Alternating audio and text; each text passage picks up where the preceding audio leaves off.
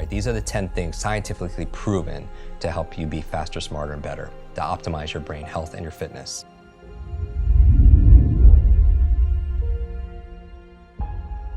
You have to do all of these things because that's what falls within the focal point, meaning the 80-20 rule, the 20% that gives you 80% of the results and the rewards. So really fast, the 10 keys for unlocking your quick brain. Number one is good brain food, all right? Good brain food, because you are what you eat. What you eat matters, especially to your gray matter.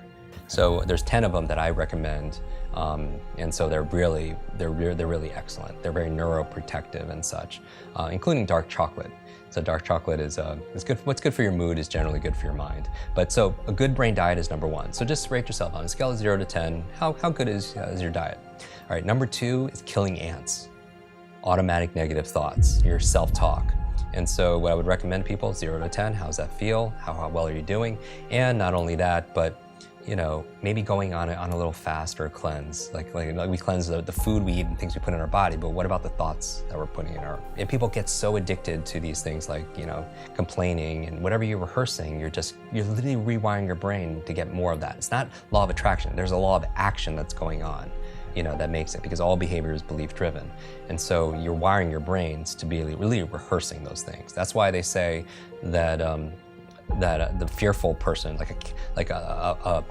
a fearful person dies 1,000 times, like a coward dies 1,000 times in their mind, and a non-coward, like a brave person dies just once. Because every time you're rehearsing, oh, I'm scared of public speaking, you do it over and over again, not only do you get the fear of it every single time, because your mind doesn't know the difference between something you vividly imagine and something that's real. Literally, if you were to put on a brain sensing device, the same parts of your brain that would light up if a dog walked in, you see what parts of your brain lights up, and if you imagine that dog walking in, the same exact parts of your brain will light up. So the mind doesn't know the difference. It's the most powerful tool you have is your imagination. And the power of imagination, we don't know the effect that our thoughts have, in terms of things and such, and it's pretty amazing. But going back to the power of killing ants, our thoughts are things, and it's activating our imagination. So don't do it to rehearse your fears and the things that are negative, right? Only have thoughts of things that you want to really happen. Okay. So the third thing, exercise. Okay. People, really, we know. Number 4, brain nutrients. And this is a subject that comes up because, a lot of people travel, they have fast food lifestyles, and, but maybe they're lacking in certain supplements. And what I would say is, fifth thing that you want to optimize your brain is positive peer group. We know who you spend time with is who you become. And it's not just a positive thinking, affirmation quote.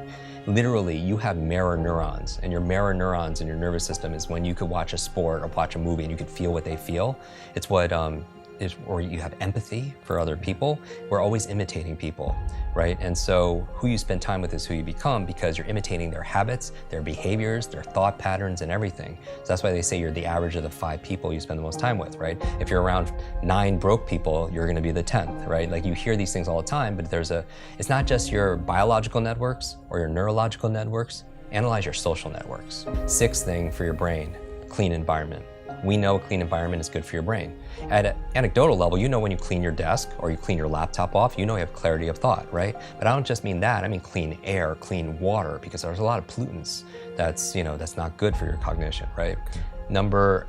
So from there we have number 7, sleep. This is a big one for so many people, Brian. I don't know how your sleep is, but sleep is so important for your brain for 3 reasons. Number 1 is where you consolidate short to long-term memory.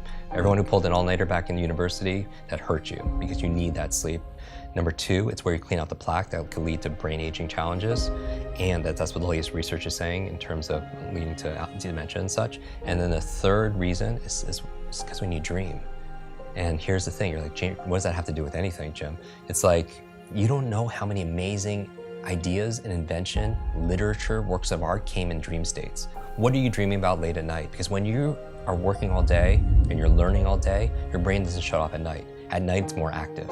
People don't realize that. You think it's just not happening. It's actually more active, and it's coming up with solutions, and it's integrating stuff in the form of dreams. But when you wake up, most people forget their dreams. Number 8 is brain protection, meaning that people don't realize that our smart devices, our brains didn't really evolve to have these all this electricity like right by our brains, you know. And I read recently that 90% of kids sleep with their phones underneath their pillows. And then finally, 9 and 10, ninth key to keeping your brain alive is new learnings, right? The neurogenesis and neuroplasticity means neurogenesis, you could create new brain cells the day you die. Science never thought that. Neuroplasticity is saying you could create new connections, meaning that Einstein's brain wasn't bigger than any of ours. In fact, it was smaller, but parts of his brain were very highly connected because he would do these theta state brain thought experiments. And every single time you have a new thought, you may create new connections, right? And so the way to improve neurogenesis, neuroplasticity, two things: novelty and nutrition. Okay. Just like when you're an athlete, just like training your body, you give it novelty or stimulus, and then you feed it with nutrition, right? And so that's how you build your mental muscles too. Finally, number 10, stress management. Stress management, meaning people don't realize it because it's invisible, but it's like you don't realize how much stress you're under until you're on vacation or you're getting a massage. You don't realize because it's all there all the time. It's like the fish that they don't see the water because it's there all the time. So what are we doing to cope? You know, meditation, relaxation, massage, yoga, whatever it is that gets us stressed. So those are the 10 keys. Remember, information alone is not memorable. Information combined with emotion becomes a long-term memory.